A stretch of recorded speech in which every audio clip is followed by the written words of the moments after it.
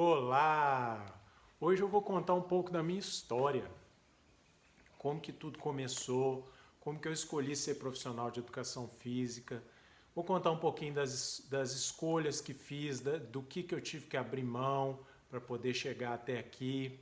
Vou falar das conquistas, das alegrias, das tristezas, dos momentos que jamais eu vou esquecer, dos momentos de grande orgulho, dos momentos de coisas que eu poderia ter feito diferente, né? E tudo começa, eu vou ter que ler um pouquinho aqui, tá? Porque eu fui brincar de escrever isso um dia, deu 5, 6 páginas. Então eu vou com esse meu teleprompter aqui adaptado para poder contar um pouquinho para vocês.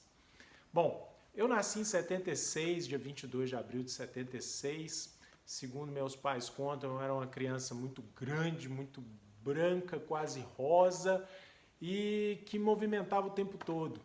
Né? E esse movimento era muito fácil, porque a gente vivia num lugar grande, com quintal, tinha animais, tinha cachorro, tinha bola, tinha espaço para correr, para andar de bicicleta.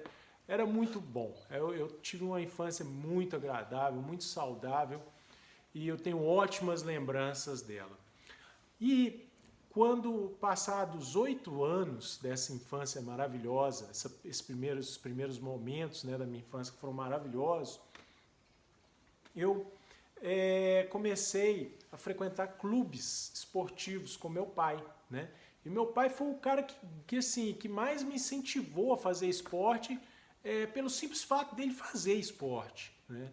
Eu me lembro que quando eu tinha 6 para 7 anos, ele acordava muito cedo, meu pai fez exército, fez tudo quanto é esporte que podia, e a gente brincava de fazer exercício. Ele fazia para valer e eu ia acompanhando, né? Ia fazendo, subir escada, fazer polichinelo, fazer abdominais. E eu lembro que quando ele terminava as subidas e descidas de escada dele, ele mandava bolas para que eu rebatesse como vôlei, ele mandava bolas para que eu devolvesse como no futebol, ele me mandava bola para eu chutar, arremessar como se fosse basquete. E tudo isso, né, foi se desenvolvendo de uma maneira muito natural, muito saudável em 2 clubes, o 15 Veranistas, lá em Belo Horizonte, e o Minas Tênis Clube, né, que também lá em Belo Horizonte. Aos 8 anos eu comecei a fazer natação numa escola, né, de natação, e o que me chamava muita atenção, eu lembro direitinho de eu chegando na escola, às vezes minha avó que me levava, a gente pegava um ônibus, e aí no ponto de ônibus tinha uma casa de chocolate, a gente comia, comprava Maria Mole, e isso assim, é uma lembrança fantástica que eu tenho.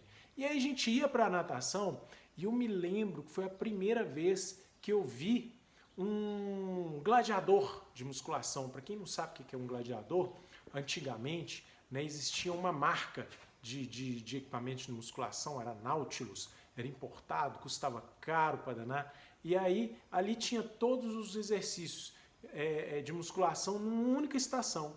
Depois de um tempo que a coisa cresceu, aí começaram a se segmentar os aparelhos, mas hoje também uma nova tendência, voltaram a fabricar equipamentos compactos para colocar em residências, pequenas academias, né, de prédios, condomínios, etc.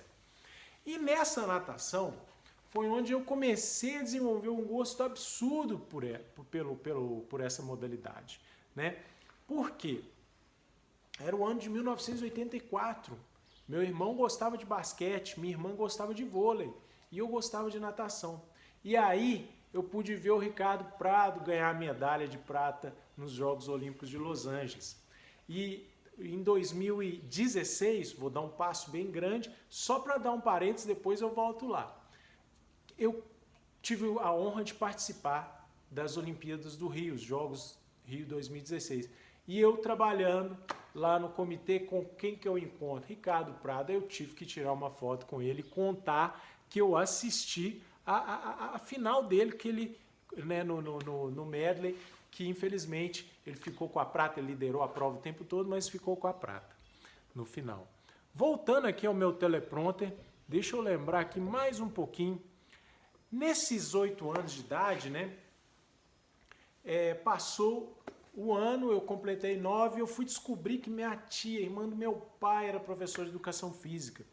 E aí eu já comecei a imaginar isso, né? Meu irmão falava que ia ser professor de educação física, mas não foi.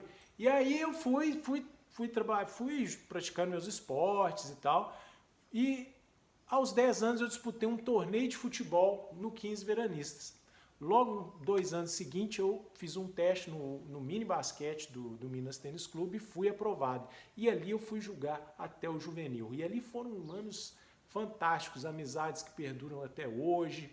E o incrível é que nessa época eu já tinha um interesse por ajudar os novatos que chegavam. Tá? Os novatos vinham, né, ou nunca tinham praticado nenhum esporte, e queriam jogar basquete, e eu me lembro direitinho de ficar depois do treino, praticando com eles, dando dicas, ajudando nos movimentos, e acabava que eu aprendia também, né? Porque hoje a gente sabe que quando a gente ensina, a gente reforça o aprendizado que foi ensinado por outro. Então, nesse momento, eu já tinha ali uma ideia, né, de que ensinar era legal, de que, principalmente esportes, né? E aí foi quando, aos 18 anos, né, isso já em 94, eu estava no Colégio Batista Mineiro, tem até uma flâmula dele aqui, né, deixa eu mostrar para vocês, Colégio Batista Mineiro, tá? Aqui algumas medalhas de lá também, né, e algumas de corrida, outras de basquete, enfim, eu pude praticar muitos esportes nesse colégio.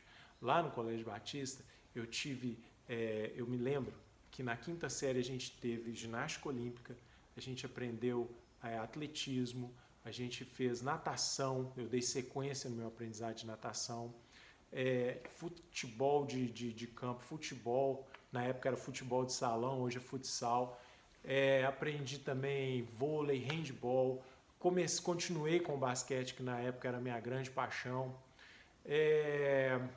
Que mais esporte teve lá? Teve tênis de quadra, peteca e inúmeros outros esportes a gente pôde praticar.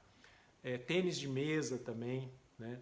Então, foi ali, finalizando o ensino médio, né, que eu comecei a perceber que eu queria ser professor de educação física. Mas naquela época, né, 1994 para 95, 96, esses anos finais aí do ensino médio, existia uma dúvida muito grande, né? Poxa, mas eu só vou poder trabalhar em escola, e o pessoal, como eu vinha num clube de alta classe social, que é o Minas Tênis, o pessoal ficava, não faz isso, você vai morrer de fome, não faz. Aí eu falei, não, eu vou fazer porque é o que eu gosto de fazer e eu tenho certeza que eu vou me dar bem, e hoje eu, graças a Deus, estou muito bem, muito satisfeito com a minha profissão. E quando eu estava nesses últimos anos lá na escola, eu tinha uma boa relação com os professores de educação física da escola. Eu falei assim, olha, eu posso ajudar nos jogos internos da escola, apitando algumas partidas das crianças. Eles podem.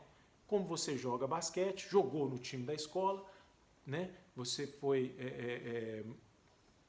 nós podemos encaixar você aqui nos jogos, sim, você apita os jogos de basquete. E fui. E aí, nesse mesmo ano, ainda tinha a colônia de férias dos alunos da escola.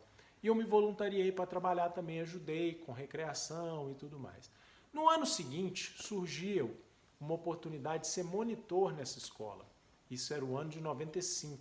Então nós estamos falando de uma época em que não existia a regulamentação da profissão de educação física. Então, era um momento ali prestes a ser regulamentado, e eu fui ser o monitor. E o que fazia o monitor? Ele auxiliava os professores nas aulas. Ele montava rede, enchia bola, apitava jogo, levava material na quadra para os professores. Eu me lembro que eu sempre gostei de conservar muito bem as coisas para que elas durassem bastante. Eu me lembro que o dia de contagem de material, eu pegava uma buchinha, esfregava as bolas para as bolas ficarem novinhas, aí chegava segunda-feira, os alunos falavam, nossa, bola nova! Aí era uma festa, né? Mas nada, eu tinha pegado uma esponjinha e lavado as bolas, aquilo era incrível. E isso foi me dando uma visibilidade, e nesse mesmo ano, né, já surgiram oportunidades para eu trabalhar no ano seguinte, porque eu não poderia continuar né, nessa monitoria, né, do Departamento de Educação Física, porque você tinha que ser aluno da escola, eu estava me formando. E aí eu fui trabalhar por intermédio de outros professores numa escola de futsal, que se chamava da Academia Espaço Livre, lá no Jardim América. E aí eu trabalhei lá por um período e nesse momento surgiu uma oportunidade para eu dar aulas de basquete no Mackenzie, na escola de esportes também, fui. E aí no ano seguinte, tá? Isso 97. No ano seguinte, que era 98, eu já entrei para a Faculdade de Educação Física na Universidade de Itaúna e foi muito bom, porque logo que o pessoal do colégio ficou sabendo que eu tinha entrado na universidade, eles falaram: André, agora os monitores aqui no Colégio Batista Mineiro precisam ser estudantes de Educação Física. Aí eu fui fazer entrevista, o único que podia trabalhar de manhã era eu. E aí tinha uma vaga para professor de manhã e uma vaga para professor de tarde. Aí eu fui e voltei a ser o monitor no período da manhã. E aí fiquei ali mais um ano. Chegou no final do ano, eu queria crescer mais, queria bater uma asa mais forte. E eu fui para o Estado, dar aula de Educação Física no Estado, no segundo período de Educação Física. Fiquei um ano, e nesse meio do caminho aí, estudava à noite, dava aula de manhã numa escola, passei na porta de uma academia, falei: gente, que academia legal, vou lá. Fui, me apresentei: olha, eu sou fulano, sou estudante de Educação Física, queria fazer, eu já estou no 5º período aqui, eu queria começar a fazer um estágio ou mesmo dar aulas aqui, no 5º período, olha só. Aí eu fiz uma entrevista lá com o coordenador na época, ele me chamou e eu fiquei lá 5 anos. Fui coordenador nessa academia, Malhação Sport Center, no bairro Amazonas. E aí depois eu peguei e fiquei um período de consultoria lá também, como responsável técnico e orientando, né, e fazendo treinamentos com a equipe. E aí abriu a Academia By Japão. Em 2002 eu já estava terminando a faculdade. E aí eu entrei como professor da sala de musculação numa área nobre de Belo Horizonte. E ali eu comecei a ter muitos clientes de personal trainer. Depois vim a ser coordenador dessa grande academia que fez parte da história ali em Nova Lima, região metropolitana de Belo Horizonte. Crescemos bastante, fizemos eventos de corrida, fizemos eventos de ciclismo, fui treinador de corrida de rua e lá eu ganhei algumas dessas medalhas. E aí a coisa, tive vários clientes de personal na região, tive uma carteira boa, só que chegou um momento do ano 2012, já estavam 10 anos lá, eu achei que era a hora de rever. Mas antes dessa mudança, antes de rever isso, eu preciso dar uma voltadinha no tempo, lá em 2006, quando eu fui trabalhar no projeto Criança Esperança. Que tempo maravilhoso, trabalhar com crianças de área de risco, ensinando a elas o poder que o esporte tem na vida de alguém. E falar de poder em esporte na vida de alguém, eu tenho que voltar mais um pouquinho no ano de 1989, em que eu era atleta lá no Minas Tênis Clube aos 14 anos e eu não queria mais fazer esporte. Bum. Olha só. E aí, eu não queria. E aí, de repente, eu dei uma pausa e comecei a estudar, vi que eu precisava me dedicar mais na escola, uma pequena crise. E aí eu comecei a lembrar dos processos disciplinadores que o esporte me dava e fui melhorando na escola, melhorando. De repente eu voltei para o esporte e aí eu fui até os 18 anos lá no Minas Tênis. Depois disso, né, voltando, adiantando agora o nosso filme novamente lá para o ano de 2006 no Criança Esperança, todos esses processos disciplinadores vieram à minha cabeça e eu ajudei muitas crianças a entender o esporte e no final a gente conseguiu fazer uma viagem com eles, com um patrocinador, fora da arrecadação do Criança Esperança, um patrocinador anônimo, nos disponibilizou uma viagem para os 2 melhores atletas, 2 melhores alunos, para a Disney e assistir um jogo da NBA. Eram 2 atletas de basquete, então foi uma grande conquista que a gente lembra até hoje, eu e os 2, eles já hoje adultos, pais de família, como eu, já no ano de 2008 a gente fez esse passeio, essa viagem que foi muito legal. E aí, pensando no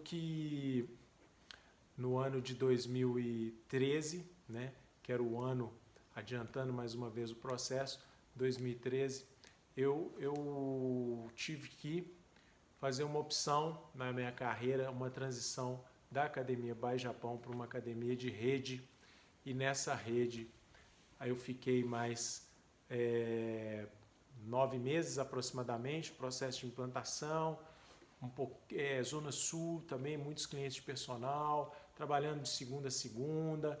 Chegou uma hora que eu pensei assim, preciso mais uma vez mudar os ares, preciso melhorar minha saúde. Eu já estava com um processo de inflamação no esôfago, uma evolução de uma gastrite.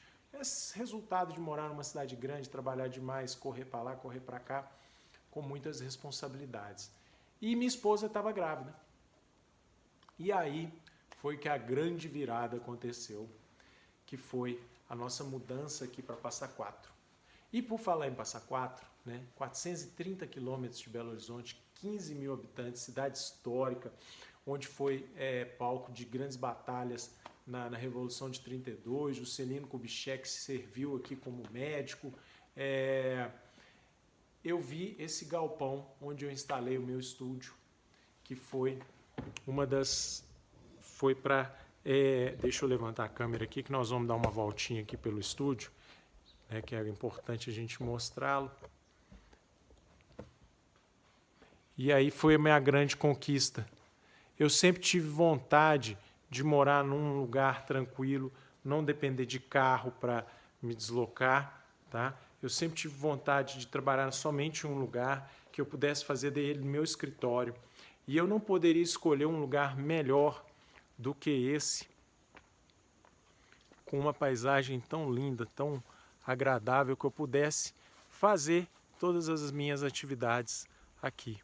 E foi aqui que surgiu o Pousada do Verde Studio Fitness, no dia 1º de abril. Olha só que interessante, eu escolhi o dia 1º de abril porque eu nunca sabia o dia exato dos lugares que eu tinha trabalhado. Eu falei assim, olha, eu vou escolher 1º de abril, que é um dia da mentira, mas que vai ser o dia da maior verdade, né, da revelação de uma grande verdade na minha carreira. E nesse processo, né, de fazer com que o estúdio acontecesse, né, entre 2013, que nós viemos para cá, para Passa Quatro, até 2015, eu fiquei um ano assim pensando o que eu poderia fazer. Trabalhei aqui na pousada como no setor administrativo, e aí depois eu fui a uma feira, uma rodada de negócios da Fitness Brasil, e que eu percebi que não era tão difícil ter o meu espaço. Eu achei esse galpão e montei, e nasceu o estúdio. Por que aqui? Primeiro, o visual. Segundo, o propósito de não querer ficar dependendo de deslocamentos grandes de carro. O propósito de andar a pé para ir e voltar, ficar perto da família, né? Minha esposa já estava grávida. Na verdade, a gente já tinha a nossa primeira filha, que hoje vai fazer 6 anos. E aí, uma outra coisa que foi muito importante também foi eu perceber a estrutura que já estava pronta. Lá na frente tem campo de futebol, quadra poliesportiva, e aí eu montei essa sala pegando um galpão que estava aqui abandonado, cheio de tranqueiras, aqui no bairro de Tronqueiras, que aliás tem o nome por causa da batalha da Revolução de 32. Os soldados ficavam em meio a tranqueiras, né, fazendo barricadas contra os soldados paulistas, e por isso virou bairro de Tronqueiras. No passado tempo, a evolução da fala, da comunicação, virou de tranqueira para Tronqueiras, porque também seria um nome estranho para um bairro, né? Bairro das Tranqueiras, né? Não ia ficar muito legal. E aí, logo em seguida, nós montamos uma piscina anexa ao estúdio, né? E aqui no bairro, um bairro com 1.100 habitantes, jamais houve uma estrutura que pudesse orientar as pessoas a se exercitarem.